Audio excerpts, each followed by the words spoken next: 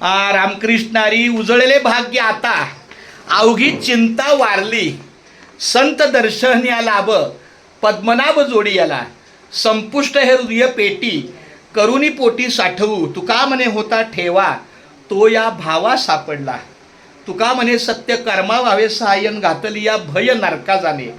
ह्या तुकाराम महाराजांच्या अभंगाचा दाखला देत मला माझ्या चेहऱ्यावर अतिशय आनंद आहे. याचं कारण म्हणजे गेली मुंबई ते पंढरपूर पायी श्री संत रोहिदास दिंडी क्रमांक 24 हे दिंडीचं 49वं वर्ष आहे.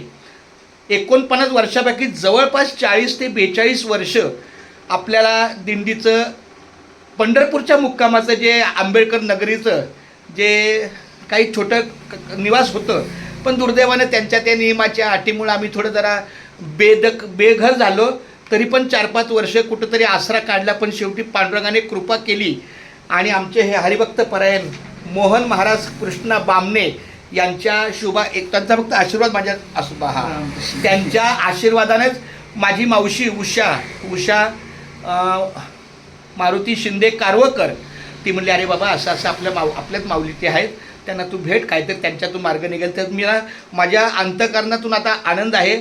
अतिशय बरं वाटलं की त्यांनी मोकळ्या मनाने सांगितलं, महाराज आपली दिंडी आहे, आपल्याच समाजाची आहे किंवा वारकरी संप्रदायाची आहे. तसं सतत समाज हा उल्लेख न करता वारकरी संप्रदायाच्या सेवेनं तुम्ही फक्त 2 रात्र आणि ते 2 दिवस राहणार, 2 रात्र एकादश आणि दशमी आणि एकादश, बाराशेला आम्ही दुपारी 10 वाजता जेवून जाणार. तर काय हरकत नाही, जागा जरी छोटी असली 30-40 लोक असली म्हणलं काही का असं ना, महिला मंडळ जरी तिथं झोपलं तर हरकत नाही. कारण आम्हाला खरी अडचण काय माहिती आहे का, पंढरपुरामध्ये नगर प्रदक्षिणा जर 4 किलोमीटर पुढे गेलो तर दुसऱ्या दिवशी होत नाही.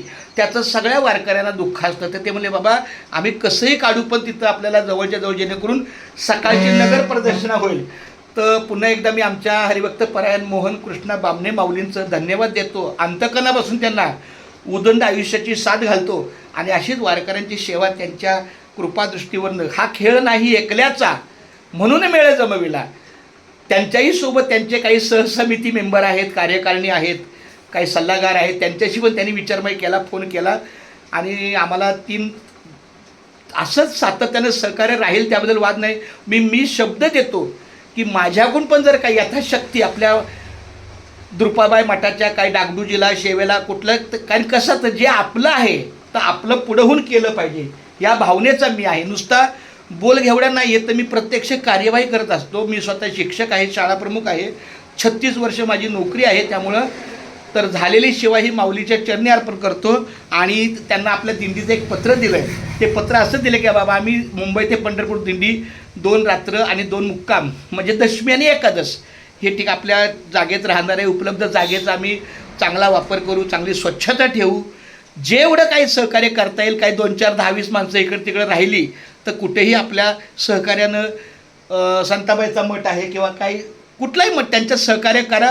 कारण शेवटी पांडुरंगाच्या चरणी आपण आलेलो आहे. तर हे त्यांच्या विश्वासाला, जेणेकरून नुसतं तोंडी बोलून त्यांनी कुणाला जर त्यांना विचारलं तर त्यांना एक पत्र असं, बाबा हे अशा दिंडीचं पत्र आहे आणि आपल्या सहकार्याला आहे. त्यांचं आम्हाला सहकार्य कायम राहू द्या. आमच्याकडून पण सहकार्य तुम्हाला कायम राहील. आता मी आमच्या बामणे माऊलींना विनंती करतो की त्यांनी त्यांच्या अंतःकरणातले 2 शब्द बोलायचे आहेत.